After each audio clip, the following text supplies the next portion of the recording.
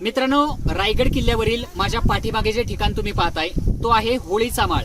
म्हणजे पूर्वीच्या काळी शिमग्याच्या दिवशी याच ठिकाणी होळी खेळली जायची. एक मोठी होळी पेटवली जायची. त्यामध्ये छत्रपती शिवाजी महाराज स्वतःच्या हातानं एक नारळ टाकायचे आणि पेटत्या होळीमधून जो कोणी मावळा नारळ हातानं बाहेर काढेल त्याला छत्रपती शिवाजी महाराज स्वतःच्या हातामधलं 1.25 किलो सोन्याचं कडं बक्षीस म्हणून देत असत. खर तर अशा पद्धतीची प्रथा त्यावेळेला होळी वेळी अस्तित्वात असायची किंवा अशा पद्धतीचा खेळ होळीच्या दिवशी खेळला जायचा.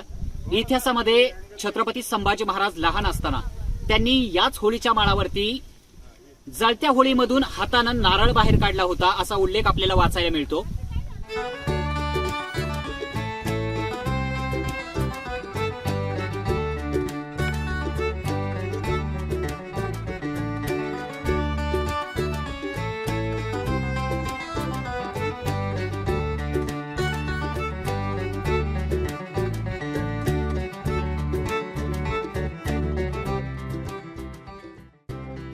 मित्रांनो, छत्रपती शिवाजी महाराजांकडे एक घोडी होती. तिचं नाव कृष्णा.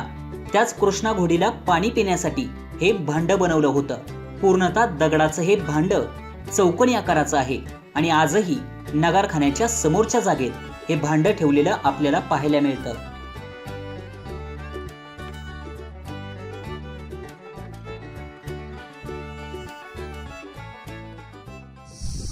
मित्रांनो, माझ्या पाठीमागे जी इमारत तुम्ही पाहताय तो आहे नगारखाना. खर तर याची उंची जवळपास 52 फूट इतकी आहे. पूर्वीच्या काळी याच जागेवरती सनई चौघडे आणि नगारे वाजवले जायचे आणि म्हणून याचं नाव नगारखाना असं आहे. अतिशय भक्कम आणि सुस्थितीतलं बांधकाम आजही आपल्याला या नगारखान्याचं पाहायला मिळतं. खर तर याची रचना जर तुम्ही पाहाल तर तुम्हाला लक्षात येईल गेटवे ऑफ इंडिया याच्यासारखी याची रचना आहे. परंतु छत्रपती शिवाजी महाराजांनी हा नगारखाना आधी बांधला होता आणि नंतर इंग्रजांनी याचीच कॉपी करून गेटवे ऑफ इंडियाचं बांधकाम नंतर केलं होतं.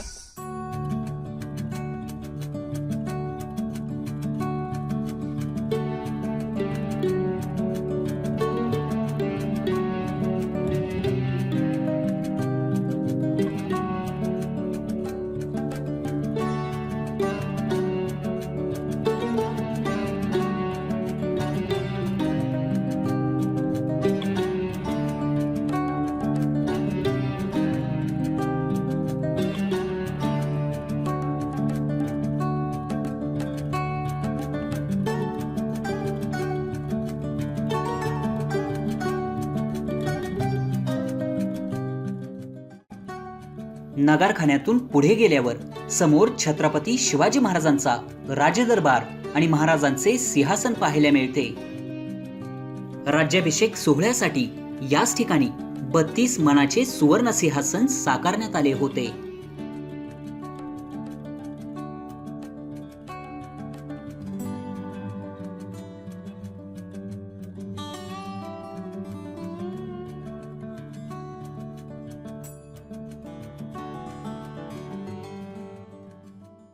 नगारखान्यातून पुढे आल्यानंतर ही जी समोर जागा तुम्हाला पाहायला मिळते ती आहे राजदरबाराची जागा.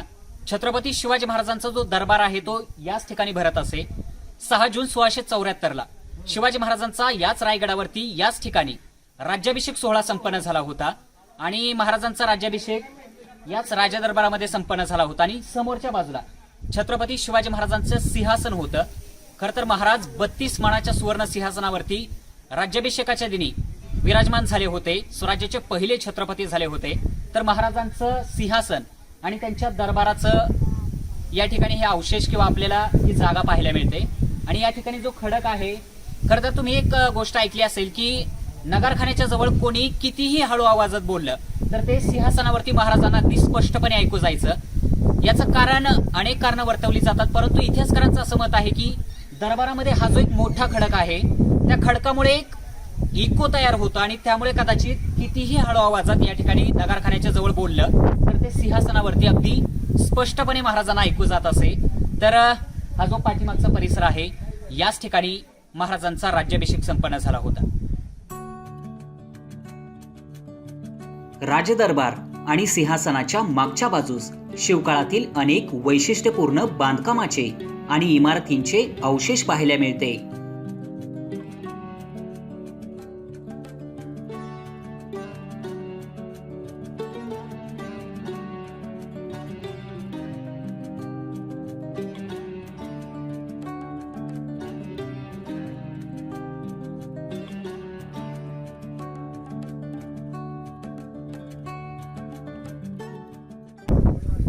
मित्रांनो, इथून पाठीमागच्या बाजूला जे पाणी तुम्हाला पाहायला मिळतंय तो आहे गंगासागर तलाव. खर तर 6 जून 1674 ला याच रायगडावरती महाराजांचा राज्याभिषेक संपन्न झाला. काशीचे गागा भट्ट हे त्यावेळेला महाराजांचा राज्याभिषेक करणार होते आणि सप्त नद्यांचं पाणी त्या राज्याभिषेक सोहळ्यासाठी आणण्यात आलं होतं आणि राज्याभिषेकानंतर जे उरलेलं पाणी होतं ते याच गंगासागर तलावामध्ये सोडण्यात आलं होतं. तुम्ही पाहताय, खर तर असं सांगितलं जातं की या तलावामधलं पाणी 12ही महिन्यात कधीच आटत नाही. म्हणजे कितीही दुष्काळ पडला तरीही गंगासागर तलावामध्ये आपल्याला पाणी पाहायला मिळतं, असं या तलावाचं वैशिष्ट्य आहे.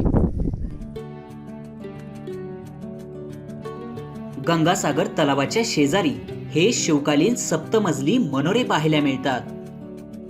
इयत्ता 4थीच्या पाठ्यपुस्तकामध्ये किल्ले रायगडाचा फोटो म्हणून हेच मनोरे दाखवण्यात आले आहे. छत्रपती शिवाजी महाराजांनी एखादी मोहीम जिंकल्यानंतर याच मनोऱ्याच्या 7व्या मजल्यावर भगवा झेंडा फडकवला जात असे.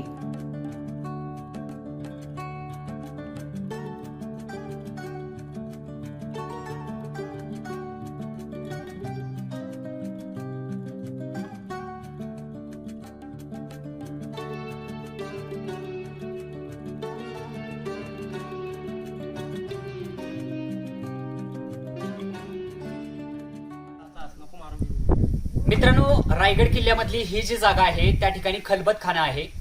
इथून एक पायऱ्यावाजा मार्ग आहे आणि तिथून खाली गेल्यानंतर एक रूम आहे. आता आपण ज्या ठिकाणी उभे राहिलेले आहोत त्याच्या बरोबर खालच्या बाजूला भुयारी मार्गासारखा एक रस्ता खोदलेला आहे, खाली रूम आहे. तर त्या ठिकाणी पूर्वीच्या काळी गुप्त खलबत चालायची. म्हणजे काही महत्वाची बातमी आणली आणि ती जर लीक होऊ द्यायची नसेल तर ती अतिशय गुप्त पद्धतीनं या ठिकाणी त्यावरती चर्चा व्हायची, किंवा एखादी मोहीम राबवायची असेल आणि त्याची माहिती बाहेर कोणालाही कळू द्यायची नसेल तर त्याविषयीची गुप्त चर्चा याच खलबतखान्यामध्ये व्हायची. तर इथून मार्ग आहे खलबतखान्यात जाण्याचा, तो मार्ग मी तुम्हाला दाखवतो.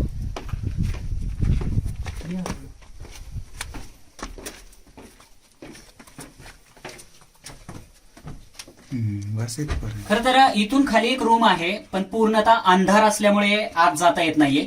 आणि त्या ठिकाणी पूर्वीच्या काळी गुप्त खलबत व्हायची किंवा गुप्त चर्चा व्हायच्या, किंवा एखाद्या मोहिमेविषयीची जी काही महत्वाची चर्चा असेल ती महाराज आणि त्यांच्या मावळ्यामध्ये याच ठिकाणी व्हायची.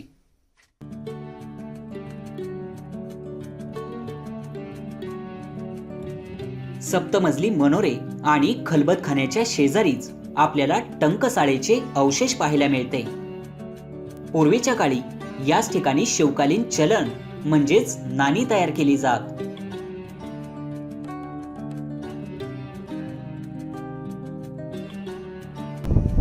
मित्रांनो, माझ्या पाठीमागे जी जागा आहे त्या ठिकाणी छत्रपती श्री शिवाजी महाराज यांचा राजवाडा अस्तित्वात होता. खर तर छत्रपती शिवाजी महाराजांच्या आयुष्यातला सर्वात महत्वाचा काळ याच रायगडावरती गेलेला आहे. आणि हे जे अवशेष तुम्हाला सध्या पाहायला मिळतंय ते राजवाड्याचा अवशेष आहे. खर तर 3 एप्रिल 1680 ला शिवाजी महाराजांचं रायगडावरती निधन झालं. हाच त्यांचा राहता वाडा आहे, राजवाडा, की ज्या ठिकाणी महाराजांनी देह ठेवला. महाराज रयतेला सोडून गेले. तर हीच ती जागा आहे जिथे शिवाजी महाराज वास्तव्यास होते, तो त्यांचा राजवाडा. महाराजांच्या राजवाड्यापासून काही अंतरावरती अष्टप्रधानांचे वाडे होते.